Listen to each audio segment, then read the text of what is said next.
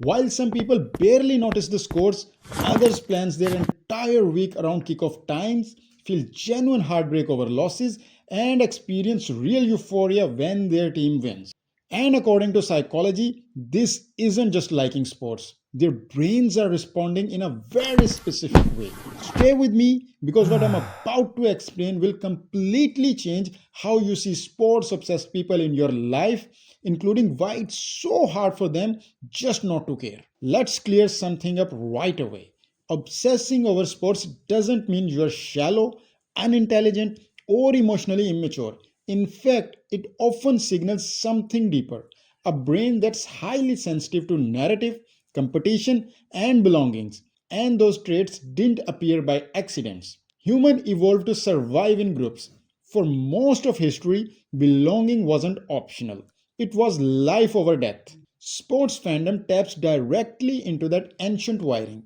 When someone identifies strongly with a team, their brain activates the same social circuits used for family and community. Neuroscience shows that watching your team triggers oxytocin, the bonding hormone, the same chemical involved in trust, loyalty, and love. That's why fans say things like, "We won" or "We got robbed."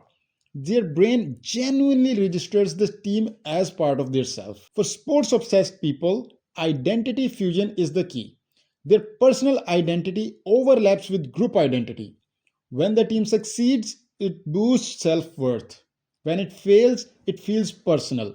This isn't weakness, it's psychological investment.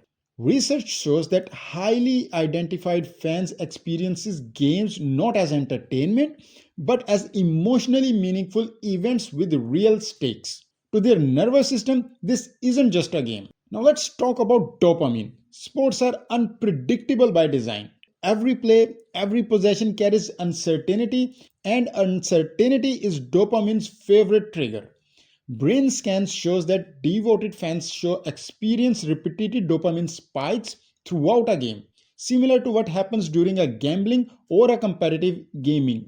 It's intermittent reinforcement, the most powerful reward scheduled in psychology. The brain learns, pay attention, this matters. That's why wins feels euphoric and losses feels devastating. The emotional swing isn't imagined, it's biochemical. Cortisol rises during tense moments, heart rate increases, the body enters a mild fight or a flight state. To an obsessed fan, watching sports is full body emotional experience, not passive consumption. Interestingly, sports obsessed people often score high in emotional mirroring. They feel athletes struggle, pressures, and triumphs as they were their own.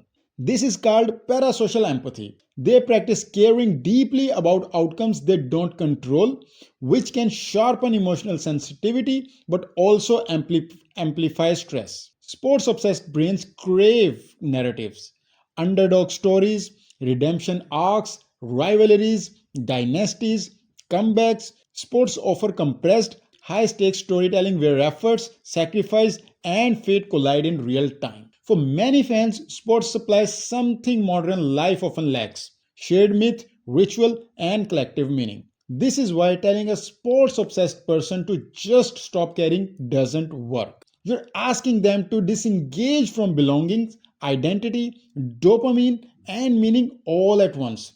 Sports aren't replacing something missing, they're fulfilling something fundamental. Of course, obsession can go too far. When identity becomes too narrow, losses feels crushing and emotional spiral.